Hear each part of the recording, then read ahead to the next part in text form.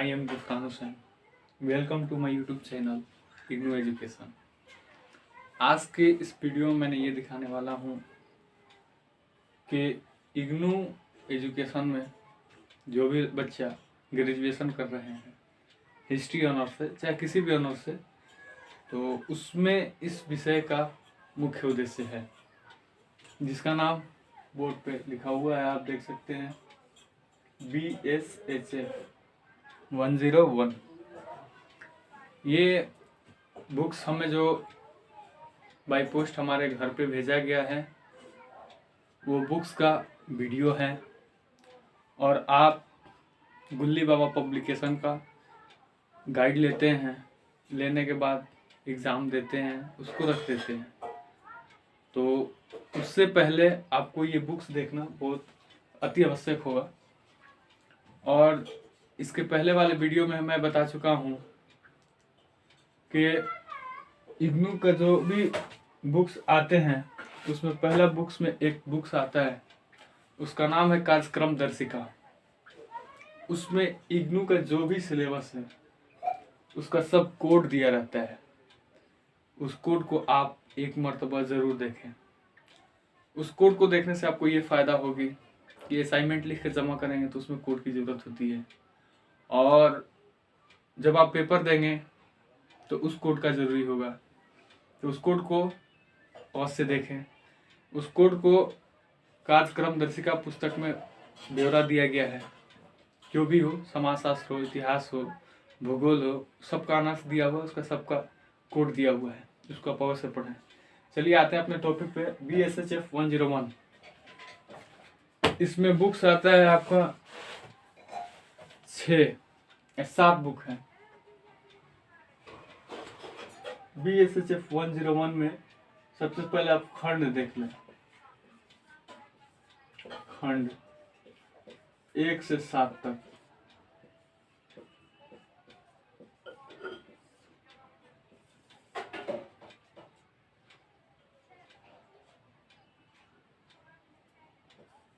एक से 7 तक इसमें दिया हुआ है। BSHF 101 इसका खंड में 1 से 7 तक है। पहला खंड हम देखते हैं, खंड 1। खंड 1 में हमें क्या लिखा हुआ है? खंड 1 में हमें दिया हुआ है BSHF 101, ये बुक्स है। इसमें 7 खंड हैं। पहला खंड हमने लिख चुका है बोर्ड पर और दिखा भी रहा हूँ। ये बुक हो गया आपका। अगर इग्नू वाले स्टूडेंट जहाँ भी हो, घर पे हो ना हो, देश प्रदेश में जहाँ भी हो, अगर आपके माध्यम से ये वीडियो आप तक पहुँचता है तो आप इस वीडियो को ज़रूर देखें। इसलिए मिडिल क्लास के बच्चे जो हैं उन्हें अपना एजुकेशन और अपना परिवार दोनों लेके चलना पड़ता है। तो आपको इससे ये फ़ायदा होगा कि 8 घंटा ड्यूटी के बावजूद भी आप अपना स्टडी कर सकते हैं। तो इसे ज़रूर देखें और ज़्यादा से ज़्यादा शेयर करें ताकि एक दूसरे स्टूडेंट के पास पहुंच जाए। खासकर बिहार के किसी भी ज़िले से आप हो तो आप अपना ज़िला का नाम कमेंट सेक्शन में ज़रूर दें। और देखिए, जल्दी आते हैं अपने टॉपिक पे। खंड 1 में हमें पढ़ना है। इस बुक्स का टॉपिक हो गया मानविकी और सामाजिक विज्ञान से आधारित पाठ्यक्रम। इस बुक का नाम है। ये 7 खंड में दिखेगा आपको, ठीक। उसके बाद आते हैं खंड 1 में हमें पढ़ना क्या है। इसमें पढ़ना है मानव समाज एवं इसका विकास। इसको लिख देते हैं, मानव समाज एवं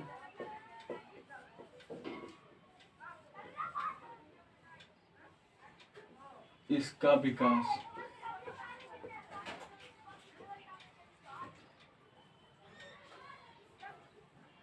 इसका विकास खंड 1। खंड 1 में हमने देख लिया मानव समाज एवं इसका विकास। ये आपका बुक्स हो गया। इस बुक को आप सीरियस लेके पढ़ें। इस बुक को पढ़ने से ये फ़ायदा होगा कि आपको गेस्ट पेपर जो आएगा वो पढ़ने में आसानी होगी। जब आपको बुक ही पता नहीं रहेगा, कोड ही पता नहीं रहेगा, टॉपिक ही पता नहीं रहेगा किस टॉपिक पढ़ना है, तो आप तैयारी करके क्या करेंगे। इसमें आपका यही होता है कि आपका पेपर फंस जाएगा, असाइनमेंट का मार्क्स फंस जाएगा। तो इससे क्या फ़ायदा होगी कोई फायदा नहीं होगा। इसलिए आप इसको पढ़ें, और इसको पढ़ने का एक तरीका है, आप इसको सीरियसली ना पढ़ें, इसे डेली 1 घंटा टाइम निकालें और कहानी के तौर पे पढ़ें। अब 7 खंड है तो कम से कम एक दिन में 1 बुक्स पढ़ेंगे, तब जाके 7 दिन में 7 बुक खत्म करेंगे आप।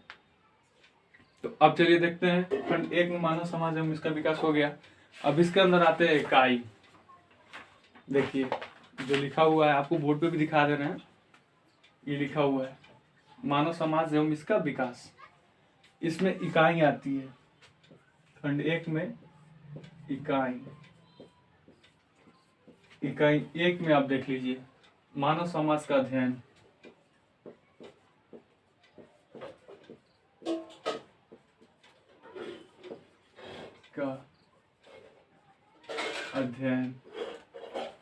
मानव समाज का अध्ययन यानी हम मानव मतलब मनुष्य, इंसान, इसका समाज जो है, इसका विकास कैसे हुआ, यही मेरा टॉपिक हो गया।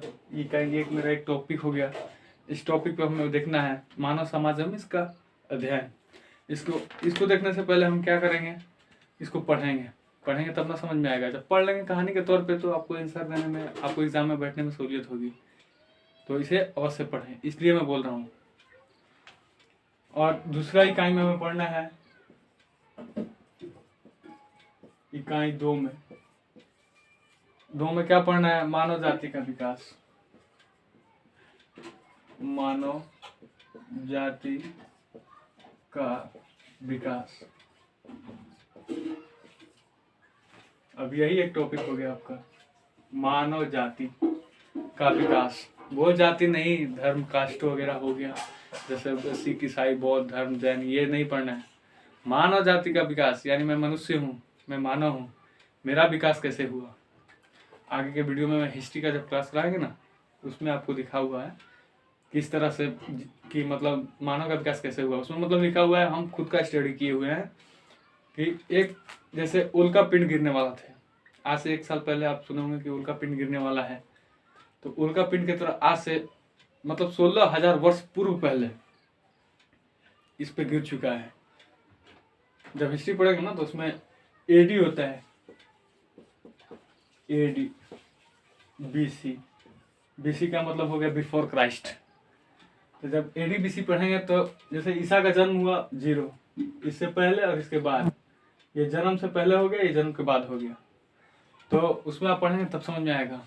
अभी आगे की वीडियो का क्लास कराएंगे तो उसमें समझ में आएगा आपको। तो वही मानव जाति का विकास कैसे हुआ, तो हम तो जैसे पढ़े दर्शाया गया उसमें कि जैसे कि उल्का पिंड की तरह गिरा हुआ है था, उल्का पिंड ही समझ लीजिए, और वो गिरने के बाद इस धरती पर से मानव जाति का विनाश हो गया, मतलब मानव जाति खत्म हो चुकी है। तो उसमें एक वृक्ष चुनना था जिसके द्वारा अब जैसे भी प्राकृतिक देन में जैसे भी मानव जाति का उत्पत्ति हो उसमें, तो उसी के जरिए गोरिल्ला हुआ, हम लोग देखते हैं गोरिल्ला को। उसी तरह से जैसे जैसे वृद्धि हुई, प्राकृतिक उसे से आगे बढ़ा, उसी तरह से हमारे मानव जाति का विकास हुआ। तो इसको पढ़ना हमें अति आवश्यक है। आप जरूरी नहीं है कि इग्नू से पढ़ना है तो वही जरूरी है, नहीं, आप हिस्ट्री से पढ़ना है किसी भी क्लास से तो इस वीडियो को देख सकते हैं, उसको जान सकते हैं और इस बुक को पढ़ सकते हैं। आप इसमें पढ़ेंगे तो हमें ये सब समझ में आएगी। अब कहानी के तौर पे पढ़ लेंगे तो उसमें तो आपको परीक्षा पेपर पे दिया ही होगा, दिया ही रहता है कि परीक्षार्थी कृपया अपने शब्द में ही उत्तर दें, ऐसा तो उसमें लिखा हुआ रहता है। तो मान लीजिए इसमें आता है 100 वर्ड, 250 वर्ड, 500 वर्ड, ऐसे करके आता है। कम से कम इतना वर्ड में लिखना पड़ता है। 24-25 पन्ना होते हैं, 22 पन्ना तक कम से कम जाएगा, तब तो जाके अच्छा मार्क्स उठाएगा। तो चलिए आते हैं अपने फिर अगले टॉपिक पे। तीसरा इकाई है इकाई 3, इसको देख लेते हैं। इसमें लिखा है आधुनिक विश्व।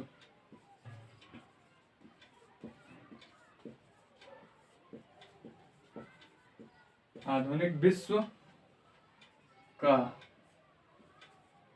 अभिभाव।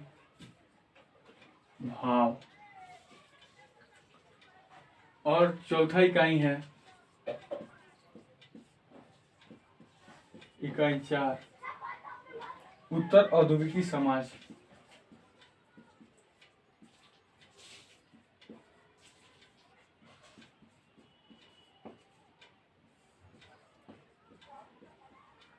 उत्तर औद्योगिकी समाज, ये इकाई हो गया।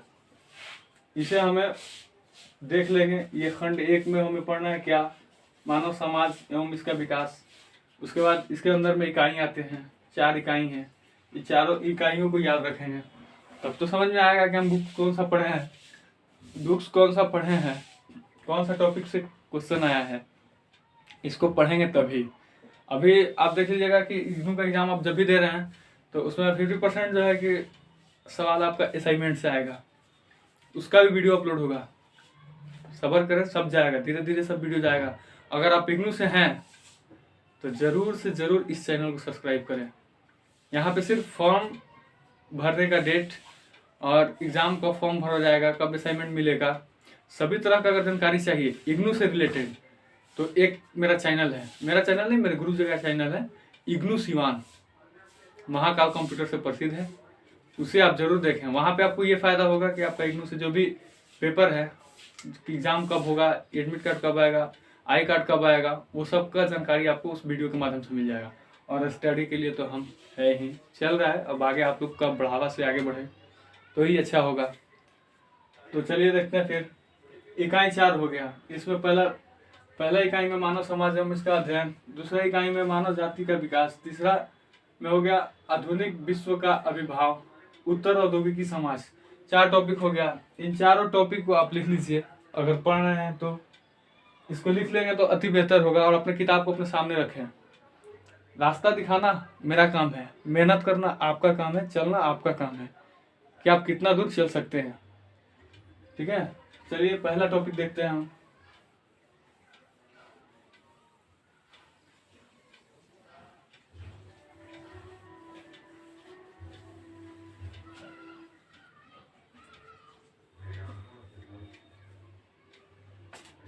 पहला टॉपिक में आ गया मानव समाज का अध्ययन। इसको देखते हैं, इस चैप्टर को खोलते हैं। पहले किताब को अपने पास रखेंगे। देखिए, मानव समाज का अध्ययन। अब इसके अंदर, इकाई के अंदर अब आइए, इसके अंदर हमें कौन कौन सा पढ़ना है। सबसे पहले हमें पढ़ना है इकाई की रूपरेखा। इकाई की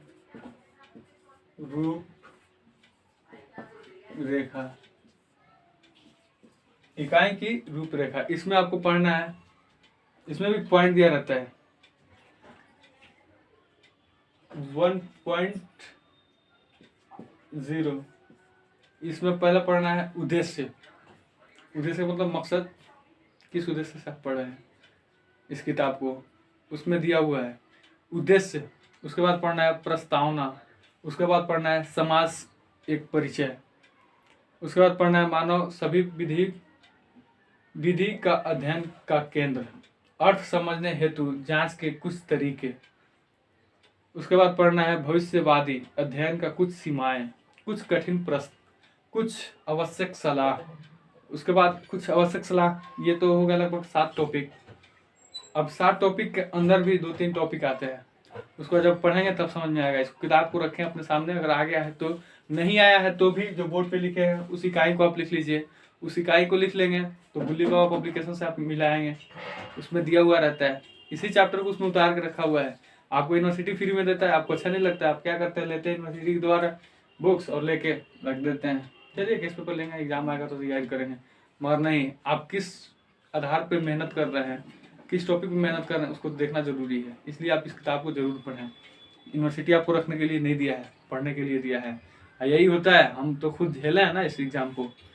3 साल दिए हैं इग्नू का एग्जाम, इग्नू में BA फाइनल इसी से किए हैं। MA पार्ट 1 चल रहा है। आपको जून में एग्जाम है मेरा। असाइनमेंट वगैरह जब सबमिट करेंगे सबका वीडियो बनाएंगे, सबको अपलोड करेंगे। आप इस चैनल पर सिर्फ बने रहें।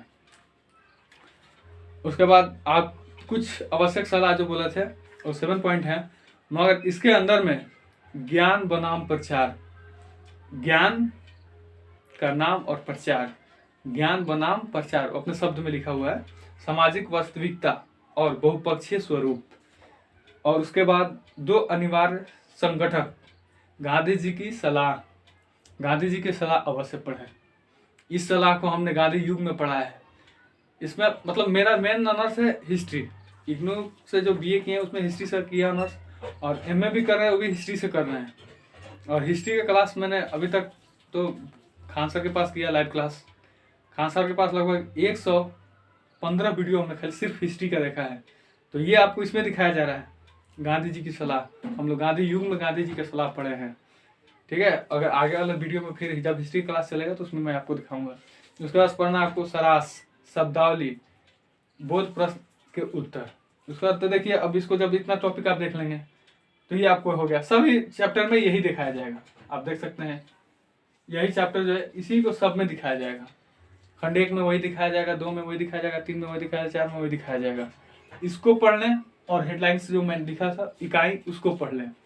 खंड, इकाई और उद्देश्य, ये तीनों ये याद रहेगा आपको। कोई भी किताब को आप आसानी से पढ़ सकते हैं इग्नू का। अब उसके बाद पढ़ रहे उद्देश्य। उद्देश्य के बाद हो गया प्रस्तावना। तो उद्देश्य में इसमें लिखा भी है, यह आशा की जाती है कि इस इकाई का अध्ययन करने के बाद आप अध्ययनधीन सामाजिक परिगठन का बहुपक्षीय स्वरूप समझ सकेंगे। इस किताब में लिखा हुआ है, पहले किताब को पढ़ेंगे तब ना समझ में आएगा।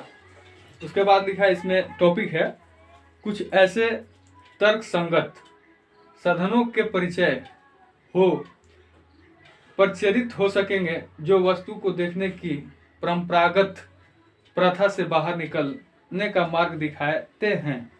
समाज का अध्ययन करने के स्वरूप आलोचना का महत्व सीखेंगे और उन सलाहों को याद रख सकेंगे जो अर्थ में पुलिंदा खोलने से ज्ञान प्राप्ति करवाती है।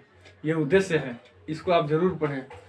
अब इतना कीमती चीज आपको यूनिवर्सिटी दे रहा है, आप इसको रख देते हैं, सब चीज इसमें दिखाया हुआ है, ठीक है। अब प्रस्तावना में देख लेते हैं, आज का टॉपिक है इसलिए दिखा दे रहे हैं।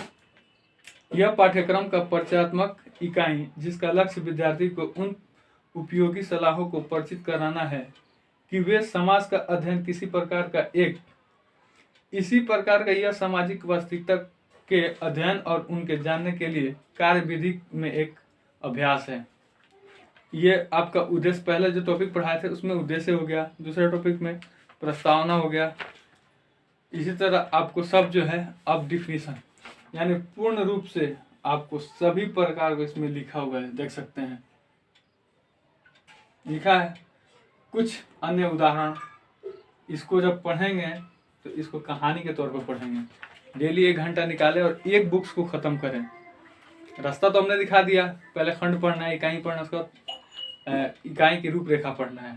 3 चीज इसमें याद रखें। जब 3 चीज आपके दिमाग में बैठ जाएगा तो ये किताब तो एक दिन में आसानी से खत्म हो जाएगी। थोड़ा सा मेहनत लगेगी, जब किताब की तरफ आप भागेंगे तो किसी ने क्या खूब कहा है कि किताब के आगे आप झुक जाइए, आपके आगे दुनिया झुक जाएगी।